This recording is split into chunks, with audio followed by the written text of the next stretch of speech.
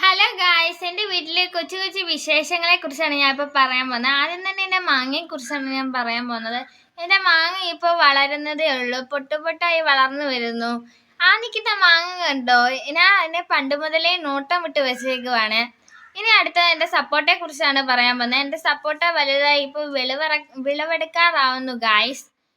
ഇപ്പം അങ്ങും ഇങ്ങും ഒക്കെ എൻ്റെ സപ്പോർട്ട നിൽക്കുന്നുണ്ട്, വലുതാവുന്നുണ്ട് എൻ്റെ സപ്പോർട്ട. ഇനി അടുത്തത് കറ്റാർവാഴയെ കുറിച്ചാണ് പറയുന്നത്.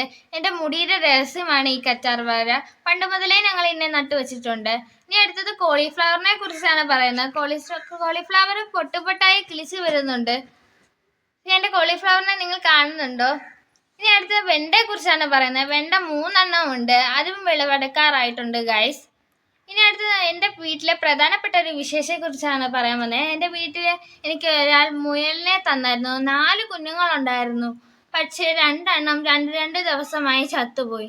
ഇനി 2 കൂടെ ഉള്ളൂ. ആ തലയിൽ വെള്ള കളറുള്ളതാണ് പപ്പു, മറ്റത് ചച്ചു.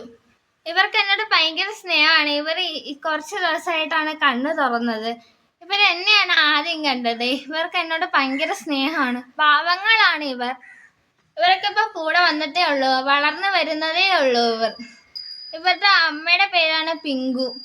ഇവരുടെ അമ്മയ്ക്കും എന്നോട് ഭയങ്കര സ്നേഹമാണ്.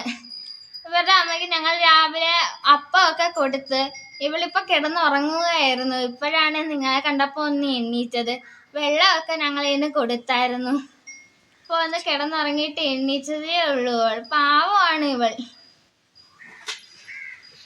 ഇനി വേറെ വിശേഷങ്ങളായി ഞാൻ ഇനിയും വരാൻ. Tata, bye bye, see U.